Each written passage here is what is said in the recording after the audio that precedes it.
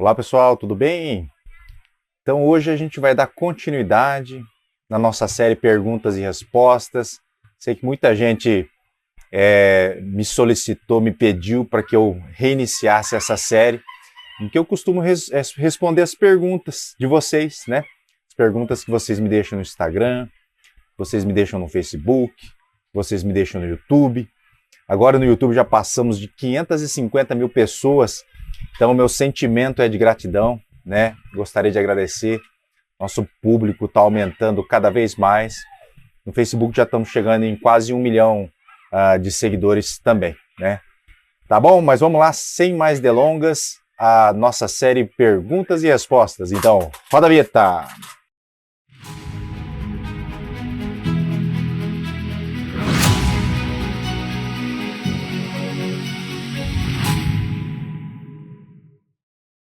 Olá, amigo do coração, tudo bem? Eu sou o Dr. Roberto Iano, cardiologista, especialista em marca-passo. Então hoje a gente vai continuar a nossa série Perguntas e Respostas, que são as perguntas que vocês me deixam lá no YouTube, que vocês me deixam no Facebook, no Instagram, né? Eu sempre falo que a dúvida de 1 pode ser a dúvida de 10, pode ser a dúvida de 100, pode ser a dúvida de 1000 pessoas. Então essa série é interessantíssima, porque sempre entre uma pergunta e outra, eu consigo ali falar alguma coisa a mais relacionado ao coração, né? Então é muito importante que vocês deixem as perguntas ali nos comentários para que a gente possa elaborar mais vídeos, tá? Então, se você tem alguma dúvida, você já deixa aqui nos comentários qual é a sua dúvida, que nos próximos vídeos eu vou estar respondendo para vocês. Mas vamos lá, sem mais delongas, começar aqui então com a nossa primeira pergunta. Vamos lá. Cristina Almeida, boa tarde. Gostaria de saber, eu estou sentindo uma queimação no peito do lado esquerdo. É como se fosse um álcool esquentando. Estou preocupada e vou para o cardiologista. Nunca senti essa dor estranha no meu peito, do lado do coração. É perigoso? Tá, Cristina.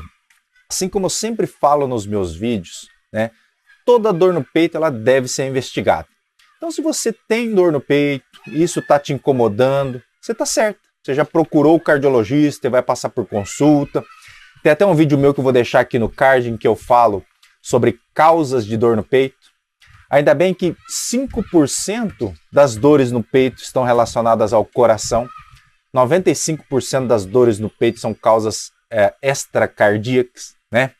Então ainda bem, né? Porque se 100% das dores fosse do peito, né? Quem aí nunca sentiu dor no peito? Se toda dor no peito fosse relacionada ao coração, a gente estava perdido, né? Que são as dores mais graves. Mas então, por exemplo, inflamação aqui do externo, né? Do lado do externo aqui a gente tem uma cartilagem que pode inflamar e dar dor. Ter dor relacionada aos arcos costais aqui que tem muita inervação. Ter a própria dor muscular. Doenças gastrointestinais como esofagite, a própria gastrite.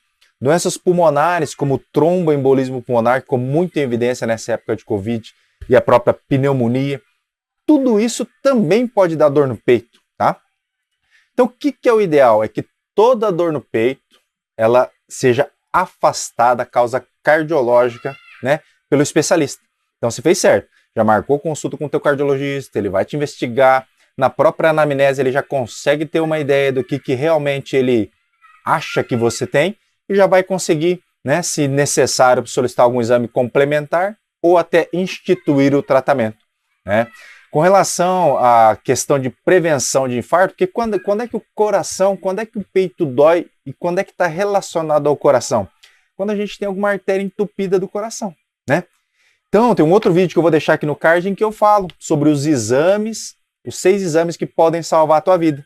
Então, se o médico ainda ficou em dúvida se essa dor pode ou não pode ser no peito, ele pode solicitar aí alguns exames, como o exame da esteira, o teste ergométrico, que é um exame que até eu realizo no consultório.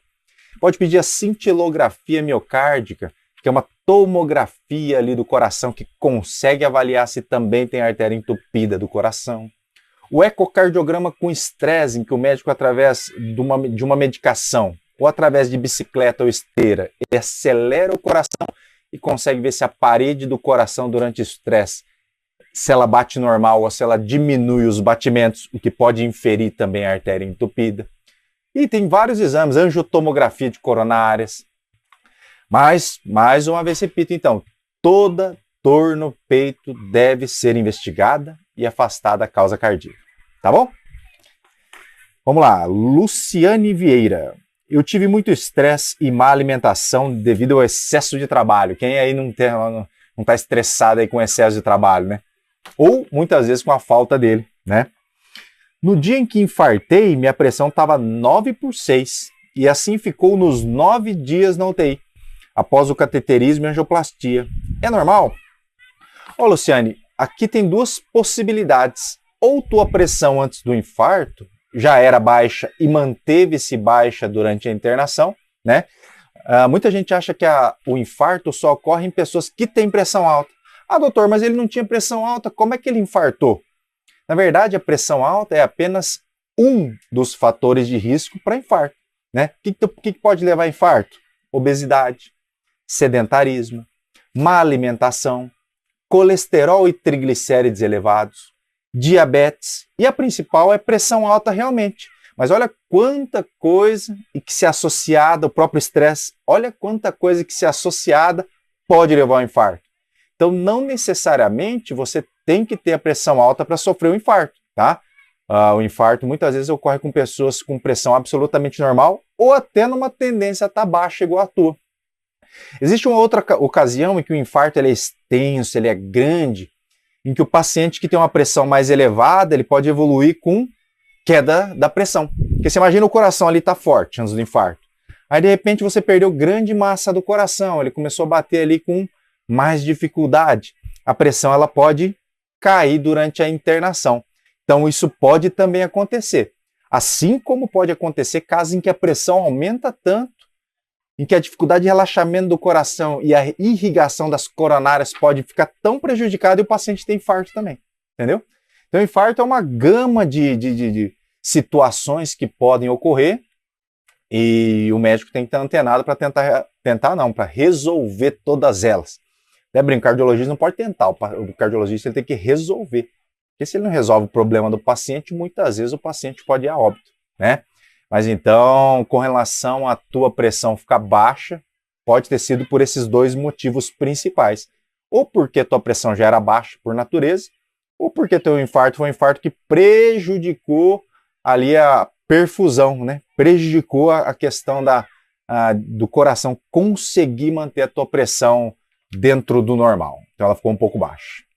Tá bom? Espero ter te respondido. Vamos lá para mais uma pergunta?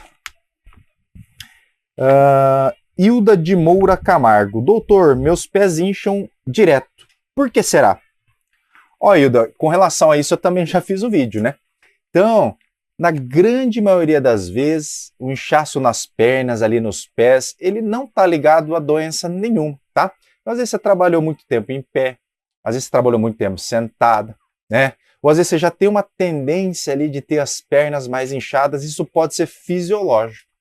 Acontece que existem algumas doenças graves que também dão inchaço nas pernas, como a insuficiência cardíaca, insuficiência renal, insuficiência hepática, insuficiência venosa, que é das veias das pernas, e a própria obesidade, né? Então, na dúvida, tá ali, pé inchado todo dia, tá te incomodando, tá te atrapalhando, né? É melhor que você vá ao cardiologista, é melhor que você vá ao médico, é melhor que o médico te avalie, descarte que realmente esse inchaço é um inchaço fisiológico, né? Do que você de repente está comendo bola aí, está com alguma doença mais severa e não está tratando, tá? Então é importantíssimo que você, por via das dúvidas, investigue se esse inchaço é patológico ou não. Se você não viu, vou deixar aqui no card o vídeo, tá?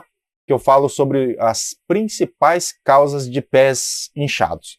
Então, qual que é o tratamento? O tratamento vai depender da causa do inchaço. Se o problema está no fígado, resolver o problema do fígado. Se o problema está no rim, tentar proteger o rim para ele não vir a piorar. Se for insuficiência cardíaca, medicamentos extremamente eficazes para insuficiência cardíaca existem hoje para a gente poder estabilizar o paciente, tá? Insuficiência cardíaca, aliás, que é o coração fraco, é uma das áreas em que há mais estudos dentro da cardiologia. Então, a cada dia, novos medicamentos estão sendo lançados para que a gente consiga melhorar o tratamento do paciente com coração fraco. Então muita gente acha, meu coração está fraco, o doutor falou que a lesão do coração ela é irreversível, meu coração eu vou ter sintoma de falta de ar e cansaço a vida toda. Não necessariamente. Hoje existem medicamentos eficazes que protegem a musculatura do coração, que não vão deixar essa insuficiência cardíaca evoluir. E em muitos casos a gente consegue fazer até a remodelação reversa, fazer o coração melhorar. Aquele coração que estava extremamente doente, às vezes a gente implanta, por exemplo, um ressincronizador, que é um aparelho, um marca-passo, que ele faz o ventrículo bater de maneira mais sincrônica e a gente consegue melhorar a função do coração. Às vezes um coração que estava ejetando lá 19%, a gente implanta o ressincronizador e ele vai lá para 52%, entendeu? Então, hoje tem tratamentos extremamente eficazes. Tá ok, pessoal? Mas o vídeo de hoje é esse, eu vou ficando por aqui, para o vídeo não ficar muito comprido. A gente vai continuar a nossa série Perguntas e Respostas. Vocês já sabem, mas não custa ressaltar, que a Clínica Iano está fazendo atendimento em telemedicina para todo o Brasil. Então você lá do Maranhão, do Pará, do Amazonas, você de Minas Gerais, você de São Paulo, Rio Grande do Sul, você agora pode agendar na Clínica Iano, né, a tua consulta via telemedicina, consulta online. O que você precisa é só de um celular com câmera e internet. Tá ok, pessoal? Então o recado de hoje é esse. Um grande abraço e até a próxima.